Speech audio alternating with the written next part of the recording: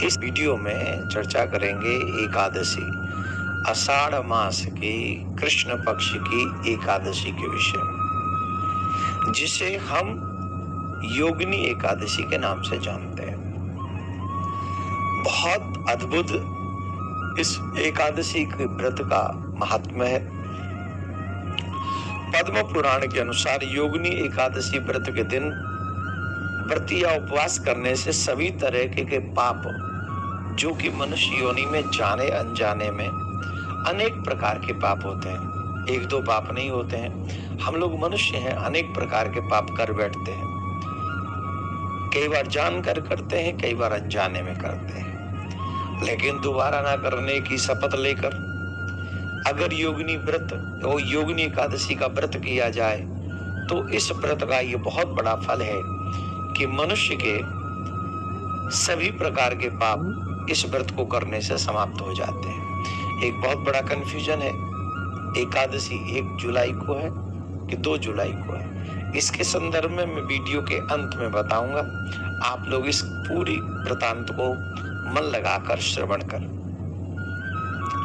इस व्रत के पुण्य का प्रताप कई यज्ञों के बराबर फल में। एकादशी व्रत पर भगवान विष्णु की या अपने इष्ट की, जैसे हम लोग अब भगवान श्री कृष्ण की पूजा करते युगल सरकार की, वैसे आप कोई भी राम भगवान सीताराम जी की पूजा करते, हम किसी भी मतलब अपने आराध्य की पूजा करें, पर इसमें नारायण भगवान की पूजा की जाती है, मीन्स अपने इष्ट श्री कृष्ण की पूजा की जाती है। और उस समय हमें ज्यादा से ज्यादा सत्य बोलना चाहिए। दशमी की रात्रि से ही हमें ब्रह्मचर्य का पालन करना चाहिए। संभव हो सके तो हम लोगों को दशमी की रात्रि को ही भोजन नहीं करना चाहिए, संयम रखना चाहिए। जो भी मनुष्य जरूरतमंद हो, दशमी की रात्रि से ही हमें ये स्वभाव अपनाना चाहिए कि जरूरतमंद का हम सहयोग करें, उसे जो भी व्यवस्था कर सके उसे सुख दे सके, जल पिलाकर, फलहार कराकर आदि आदि, तो हमें वो अवश्य करना चाहिए। और इस योगिनी एकादशी व्रत में रात्रि में विशेषतः जागरण का बहुत, जिस व्यक्ति को प्रचुर संपत्ति चाहिए, सुख चाहिए, ऐश्वर्य चाहिए, यश चाहिए, ऐसे मनुष्य को योगिनी एकादशी की रात्रि में व्रत करना चाहिए। आषाढ़ माह के कृष्ण पक्ष की एकादशी को जो व्रत करता है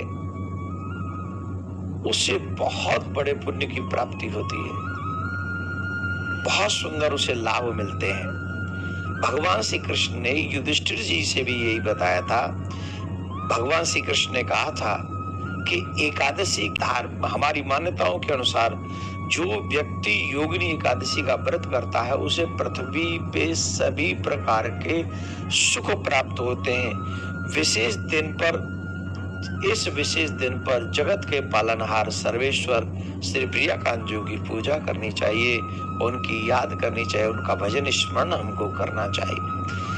अब बात यह है कि ये एकादशी का व्रत 1 जुलाई को करना है कि 2 जुलाई को करना है, तो आपको हम बता दें, हिंदू पंचांग के अनुसार आषाढ़ मास की कृष्ण पक्ष की एकादशी तिथि 1 जुलाई को सुबह 10:26 पर शुरू होगी, जिसकी समाप्ति 2 जुलाई को सुबह 8:42 पर होगी।